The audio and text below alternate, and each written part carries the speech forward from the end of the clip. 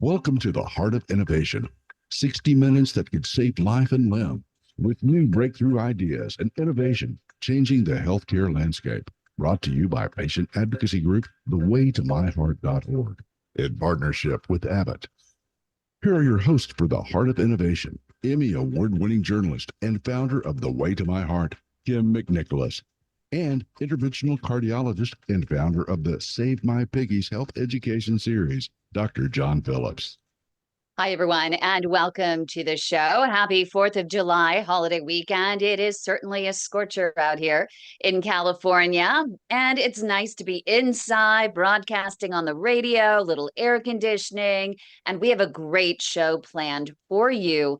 Today, we are going to be talking about a doctor's quest to help patients overseas in some very vulnerable communities. We have Dr. Vinod Chainani, an interventional cardiologist from the Miami area of Florida, who traveled to India this past spring to help patients with a disease more prevalent and deadlier than most cancers combined. We talk about it all the time. It's called peripheral artery disease, and it's blocked arteries in mainly the legs. But 3 in 5 people who suffer a heart attack have it. 1 in 3 diabetics over the age of 50. 1 in 10 general adults over the age of 50 have it. 1 in 5 over the age of 60. So it's really prevalent. Just most people have their leg pain, leg cramps, neuropathy, numbness, all of that jazz brushed off, typically as diabetic neuropathy, old age, or even arthritis, some even fibromyalgia. So it's really important if you do have any of these symptoms to check with your doctor. But meantime, we're going to be talking about not what's happening here in the US, but what's happening overseas. This isn't just a US problem, it is a global problem. And so while, John Phillips has been saving piggies here, I hear he's also done a few missions as well overseas. So this should be a really interesting conversation between you, Dr. Phillips, and Dr. Chainani. And so I'm thinking I might just have to sit back, have a cup of coffee, and just listen and learn.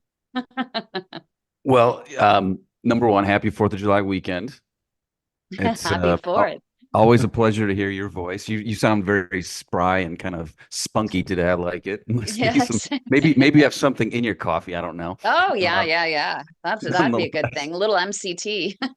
Yeah, exactly. So I did not do a mission in India, but I spent a few days over there with Cook Medical when they launched their drug-eluting stent for patients with peripheral arterial disease. So definitely had an interesting experience, and looking forward to sharing my thoughts and hearing, Dr. Chainani's his experience as well, and just kind of what motivates somebody to go there. I will say that since when we had our show on Saturday, I was on call. And so then that Sunday, I ended up just rounding in the hospital, and I saw a patient who, I always hate these consults. And the reason I'm bringing it up, because it just frustrates me to no end. But so we'll get these consultations for level of amputation. Okay. And so basically the patient has come in with what's deemed kind of end stage peripheral arterial disease and an ulcer that's not going to heal. And I'm always kind of the optimist, like, hey, we can maybe do something. But I saw this poor gentleman, and he had already had what's called the transmetatarsal amputation. So he lost all his toes and basically had some of his forefoot left. But that incision line had basically broken apart or dehisced and was all black. Oh, and no. that, and then I think the bones got infected. So unfortunately, he was going to need a major amputation. And it always is very sobering when I talk to the patient about level of amputation, because they often know it's coming, but unfortunately, the more times they hear it, it sits in, and I think it becomes more real for them. But I'm so glad we're having the conversation that we're going to have today about raising awareness and continuing to push forward to prevent major amputations, because this gentleman's life is going to change, and he's young enough that hopefully he'll be able to get a prosthesis. They'll be able to do it below the knee so they can preserve the joint and he can walk again. But as we've talked about, there's a high percentage of folks that will never walk again. And it kind of breaks your heart a little bit. So that was a sobering moment that I had last weekend. Had a good 4th of July. Weather's been good here in Columbus, but again, it's always important to be thankful for what you have. No, and I think it's also really good for patients who are listening to hear that doctors actually do care. There is compassion there. And the fact that you are sitting here on a Saturday and 4th of July weekend thinking about a patient from last week who is going through definitely a life-changing event with amputation. And I think it would mean the world to the patient to know that you're still thinking about him and that you care so much about not only him, but also other patients around the world that are suffering from this, and trying to spread awareness to help make sure it doesn't happen to anyone else, because it really shouldn't get that far. And what's even more concerning is the fact that it's happening in younger and younger people.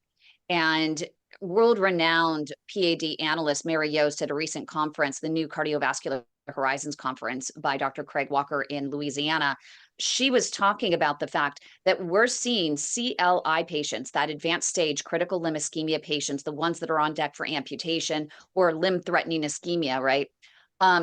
They're actually happening at a younger age. And one of the reasons is because diabetes, the diabetes epidemic in the teens, type 2 diabetes. We're not even talking type 1. We're talking type 2, which is preventable and controllable in most people.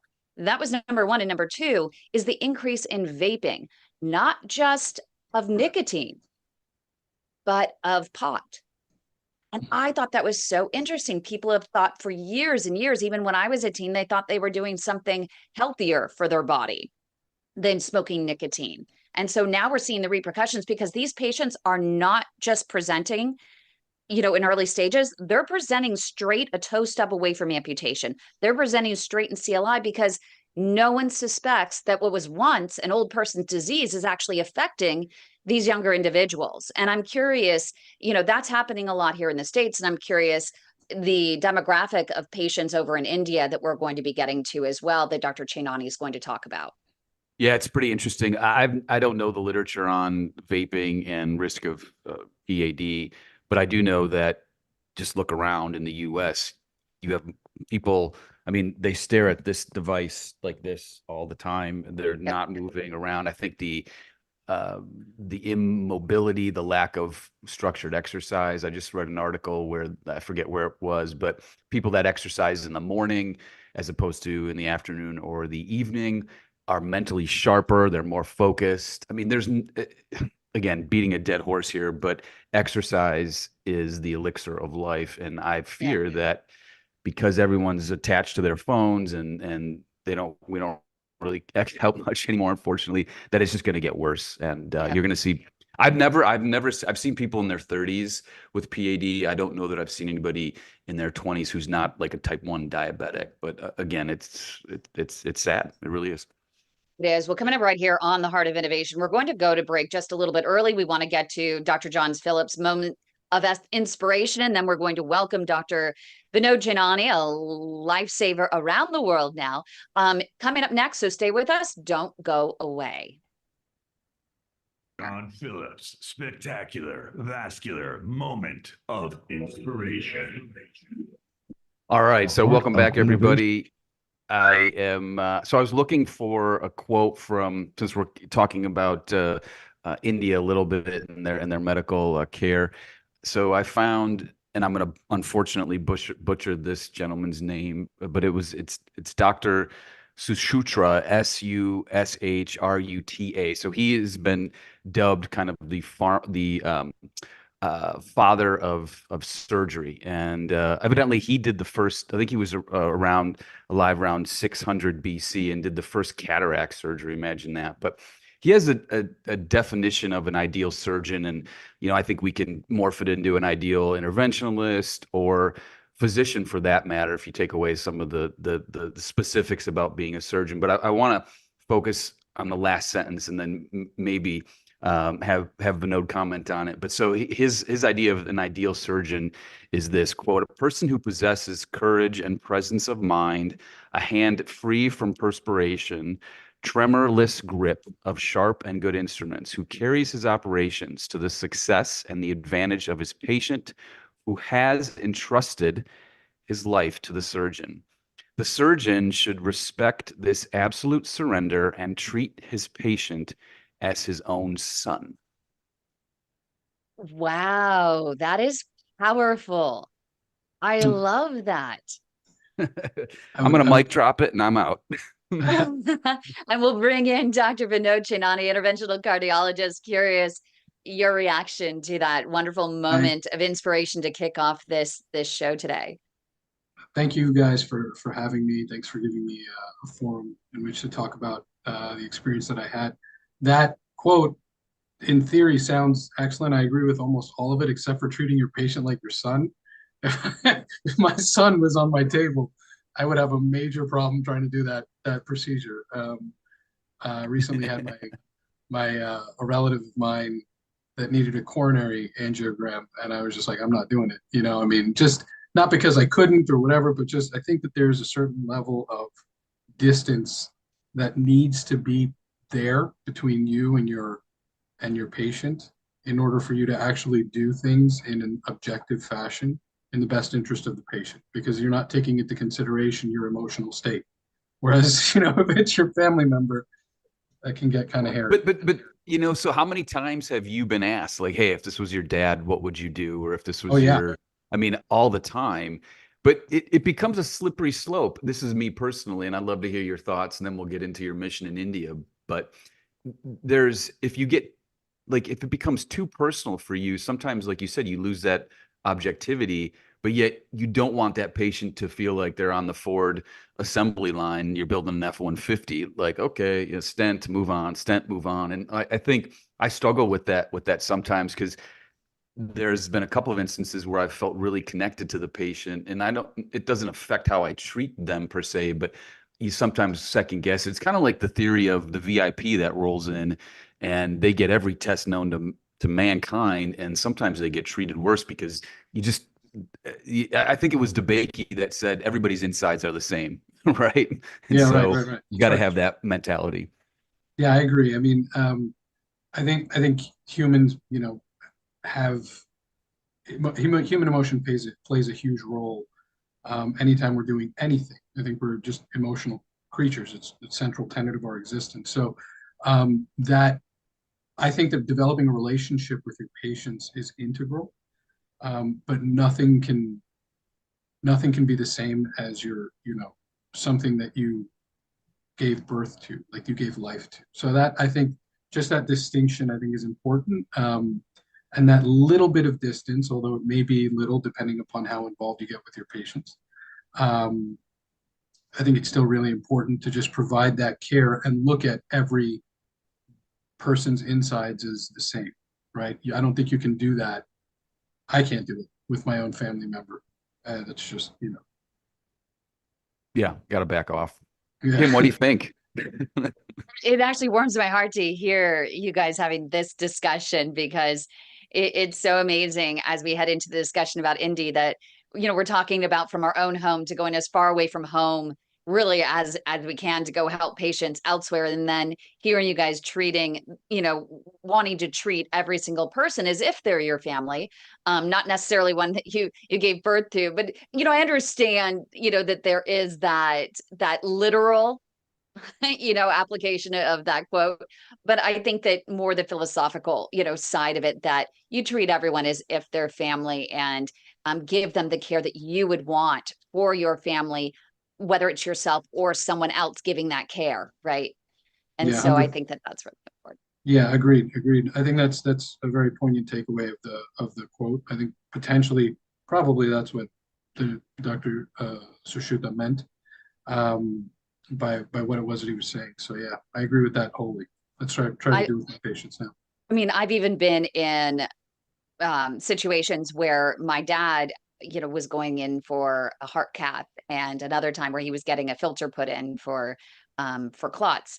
And in both situations, the doctors were like, well, you're in cath labs all the time. Come on in, come watch. And I was like, you know what? I think that this is one time that I'm going to have to say no. Normally, I'm right there. You invite me into your cath lab, I'm right there by your side and watching every single move you make and learning every step of the way. But when it came to my dad being in the cath lab, I thought, this is one time I'm going to, or two times in this case, I'm going to step back and wait outside.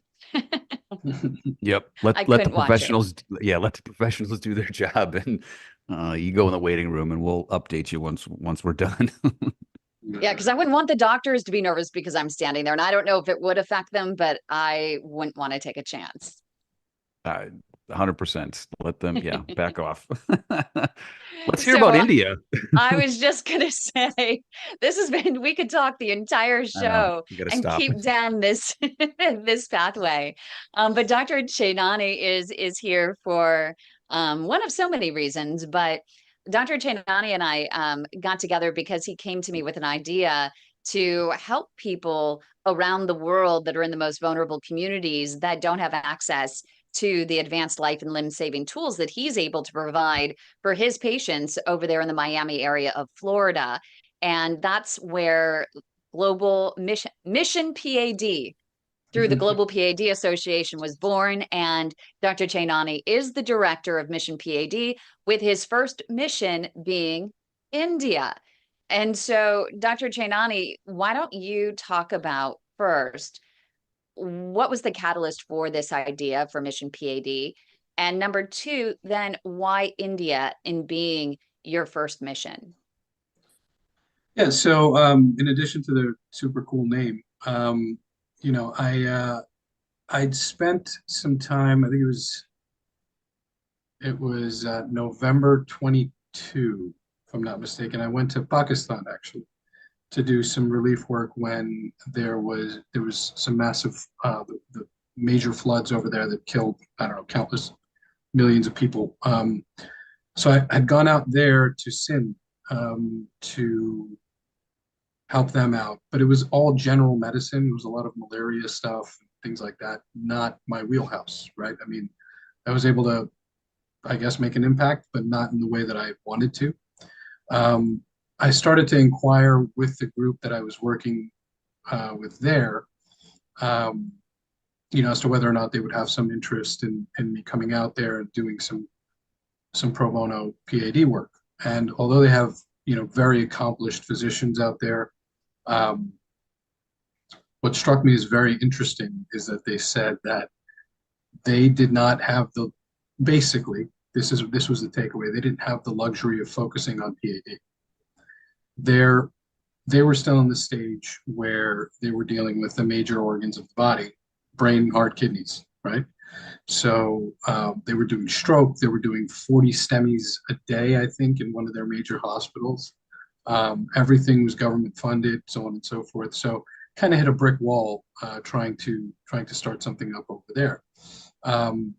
So then I said, okay, well, I'm going to go ahead and try India. Why India? Because I mean, this whole, you know, doing this pro bono work, there's a deeply spiritual significance for me, you know, irrespective of where it is. But India in particular seemed like a good initial place to do it because India carries the highest burden of cardiovascular disease in the world. You know, there was an older study called the Interheart study that showed that they had the highest hip to waist ratio, highest burden of cardiovascular disease, et cetera, et cetera.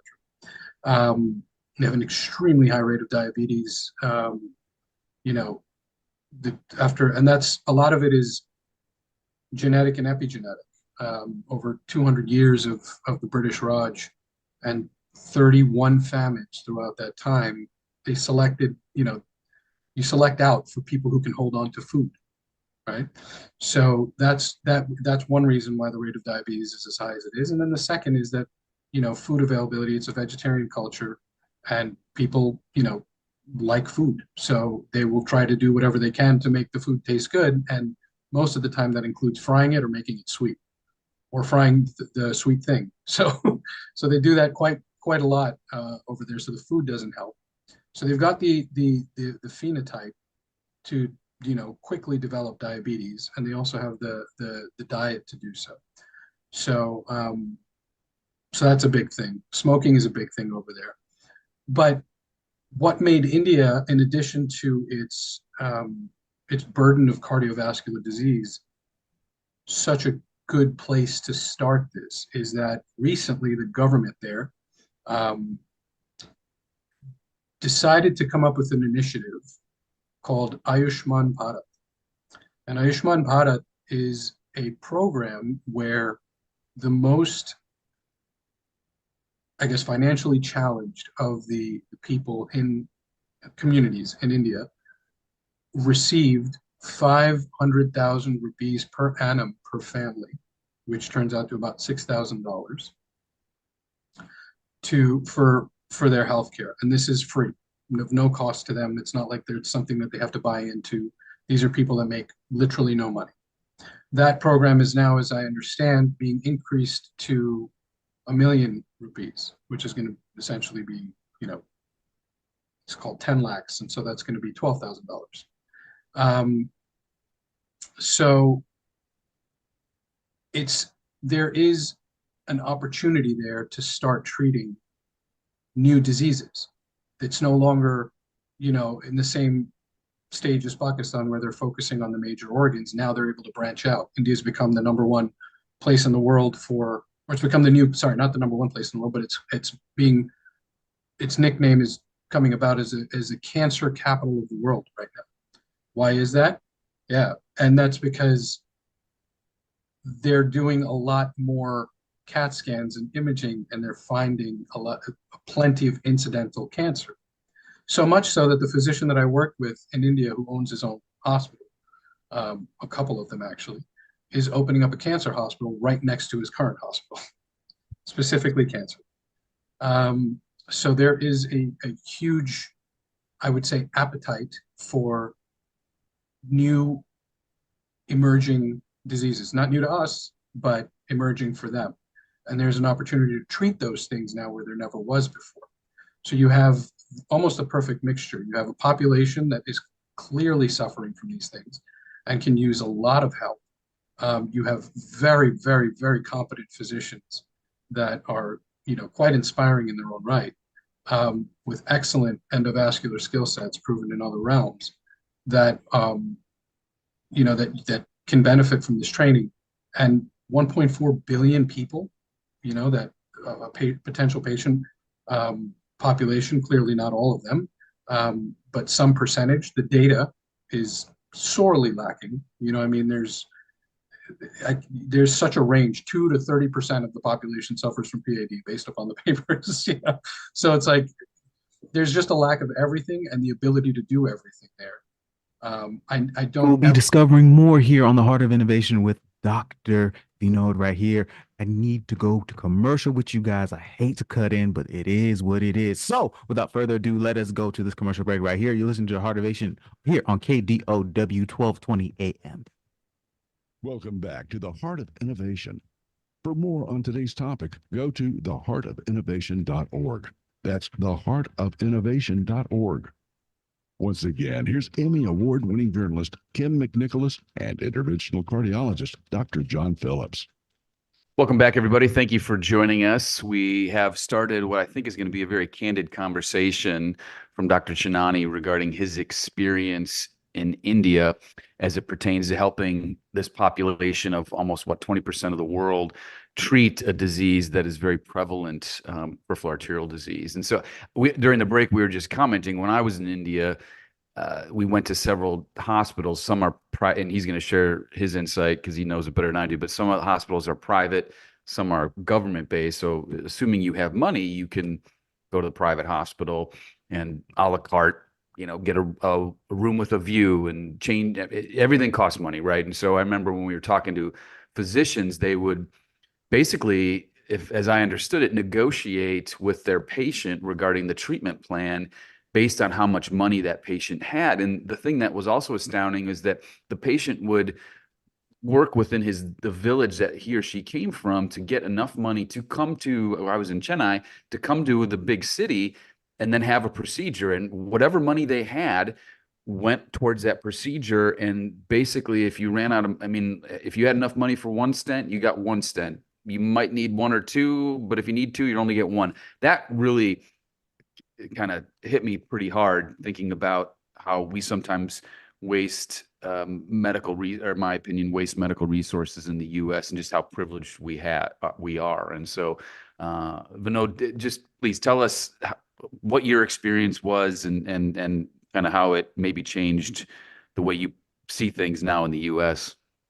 Yeah, I I can echo what it is that you said from a gratitude standpoint of being able to practice in the United States, where we can ask for 3 balloons and an atherectomy device and this and the other thing and a stent, and everything's like, yeah, okay, it's there, it's available, right? There we didn't have, and this was a good hospital, great hospital, private hospital. We didn't have drapes. We were reusing big blue cloths that were sterilized to cover the patients in quote unquote sterile fashion.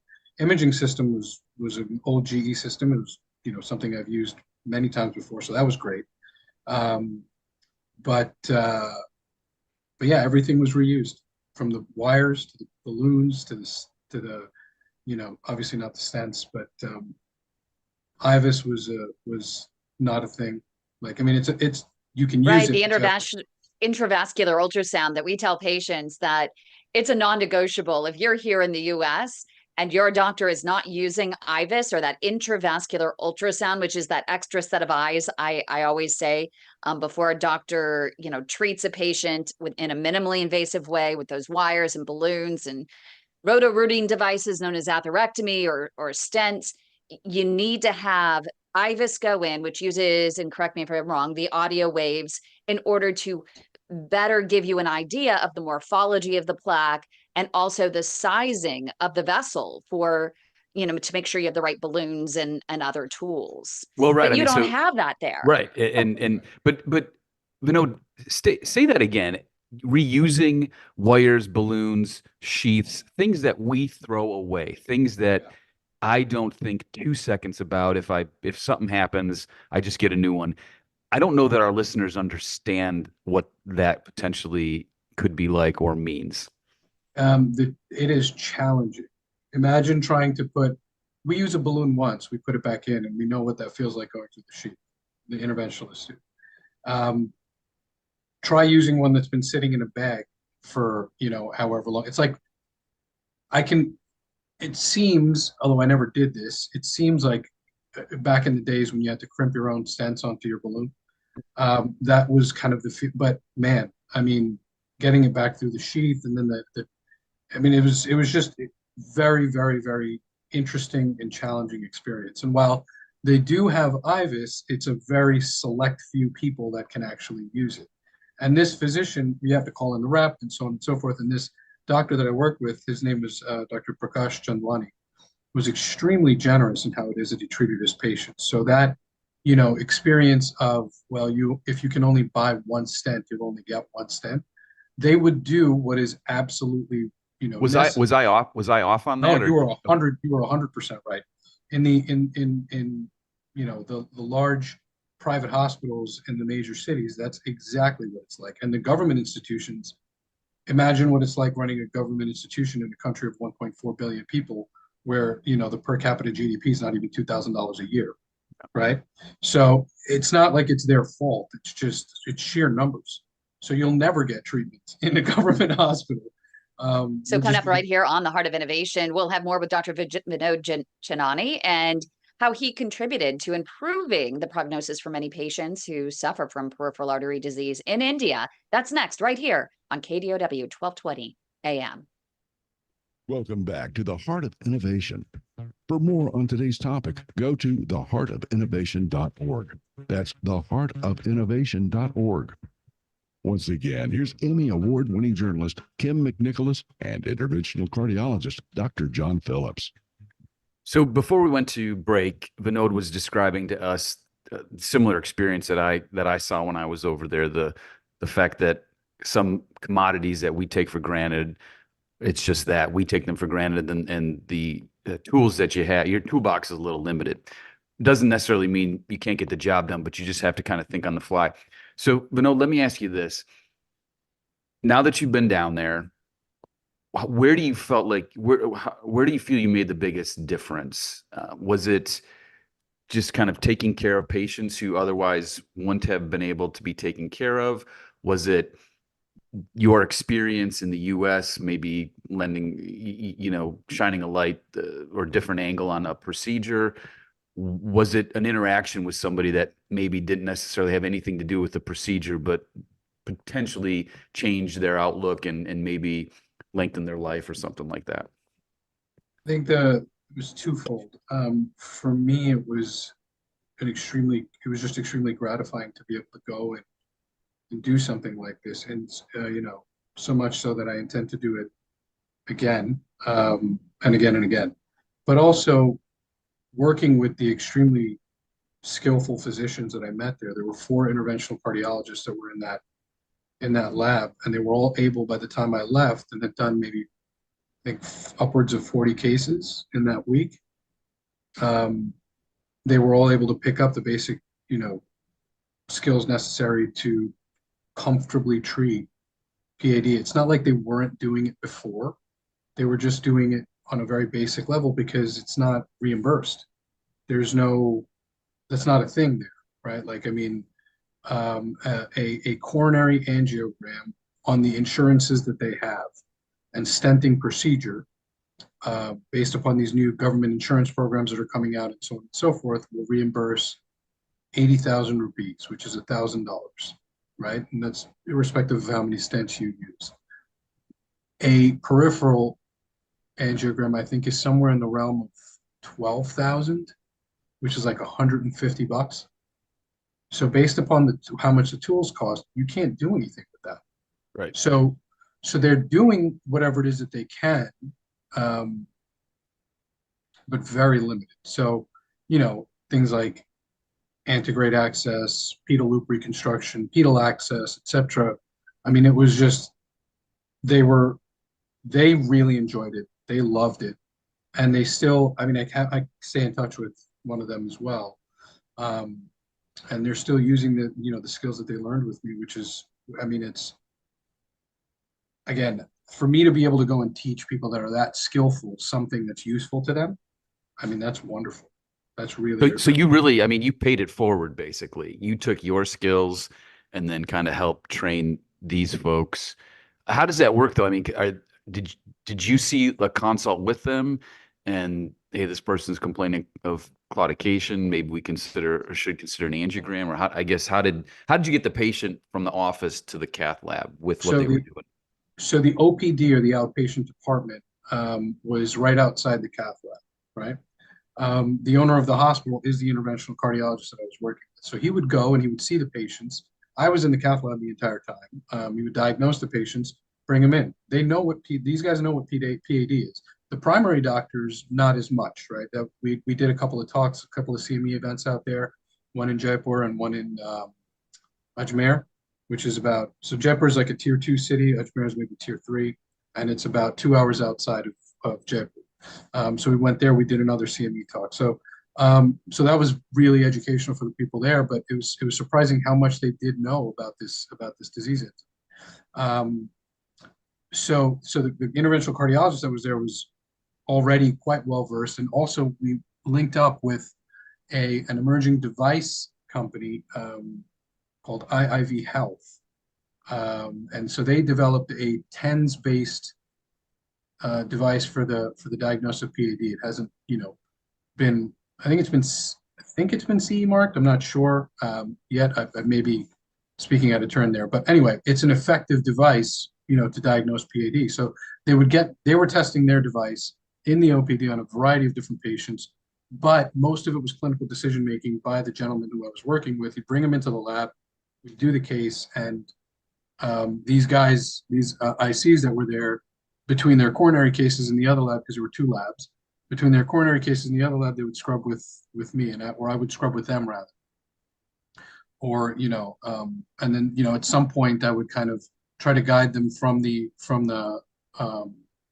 outside, and then go in if I was needed, that kind of thing. So that there was a lot of, you guys try to do this, try to develop, some of this understanding of exactly what it is that you're doing, so that once I'm gone, the cases don't stop. You guys can continue doing the thing, It's interesting because we have an inventor who actually has joined us, and he was saying when we were in Mexico, they had to bring their own tools. They didn't even have an inflator to inflate the balloon. And so I'm curious, you also brought quite a few tools with you. We had Boston Scientific that came in and sponsored some tools. I'm sure you brought some tools as well of your own, and donated not only probably some of them as well as your time.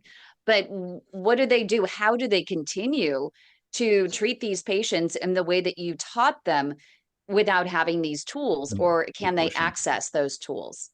So they can, they can access peripheral tools. They did have some peripheral interventional stuff there. It's not like what you're describing in Mexico. They actually did have surprisingly quite a bit of a tool set. Sometimes there was one time where, yeah, I think it was one time where we couldn't use the stuff that I brought. It wasn't, I think it was an iliac case, if I'm not mistaken. They did have an iliac stent there, or several of them. So it's not like they didn't have anything. They have access to everything. It's just extremely cost prohibitive because there is no reimbursement for PAD. So the biggest thing that I can do in the future is impact the education about this of this disease entity on a more central level. So if there's anything that I could wish for from myself to be able to do there, it is to speak to somebody that's in the capacity to make decisions on a grander scale. Oh, sorry. I was just thinking about when I was there, I was talking to a cardiologist who was putting pacemakers in, and I believe he said that they kept the patient in the hospital for like 7 to 10 days because they didn't want a pocket infection, and they knew that patient was leaving and may never come back. Is that prevalent there, like the follow-up? And if so, so for example, we put a stent in, we're going to see the patient in a month and 6 months, and we do some testing. I mean, does that go out the window and you're basically like, okay, we opened up your blockage, put a stent in, maybe didn't put a stent in, good luck, and maybe we'll see you again? Or that's exactly right. So one of the most impactful things that we can do is really strengthen the primary physician population there to be comfortable with diagnosing and following up on these patients, and the podiatrists as well and stuff like that. But the primary care physicians are like the backbone of this entire experience. So they're the ones that are going to refer, and they're the ones that are also going to take care of these patients when they go back to wherever it is that they came from. So there is a huge loss to follow up, because I mean there are only so many specialists, in a country that large or that dense. And coming up right here on the Heart of Innovation, we're going to hear next steps for Dr. Vinod Chainani and Mission P.A.D. Where's he going next, and how can you help make it happen? Stay right here on KDOW 1220 AM. Welcome back to the Heart of Innovation. For more on today's topic, go to theheartofinnovation.org. That's theheartofinnovation.org. Once again, here's Emmy Award-winning journalist Kim McNicholas and interventional cardiologist Dr. John Phillips. Thanks, everybody, for joining us. We only have about 4 minutes left. So real quick, Vinod, how long are you there for? And are you going back, or what's, as Kim alluded to with that teaser, where are you going next? So I was doing work there for a week in total, 7 full days. And then I'm going back. I don't know exactly when. I have 2 potential places, but so there's one is Dharamsala, which is where the Dalai Lama lives currently.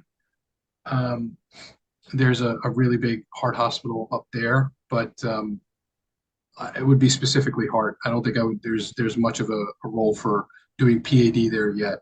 If I'm going to do PAD again, it'll probably be in Jaipur, and then spending a little bit more time in those other surrounding cities like Ajmer, where there seems to be quite a desire for me to come down and do some cases there as well, based upon the last interaction I had there. So that's probably. So what's it going to take to actually make it happen? What would you want to do differently? What more do you need? Not only from people who could potentially donate, but also to, funds. I'm sure you need lots of funds for airline tickets. There are a lot of folks that want to help you and need help with plane tickets and things like that. But, aside from that, how can industry support you with tools to help you be able to teach and treat those patients over there in your next mission? Right. So I want to stress the fact that my portion of this trip is completely self-funded. I don't use any of the funds that we receive on any of my own, trip or stay or anything like that. If I do have other volunteers that want to come with me, yes, I would allocate some of the funds to them for sure, pay for their tickets if possible. The biggest thing is shipping over donations from here to India. That's the most expensive thing to do.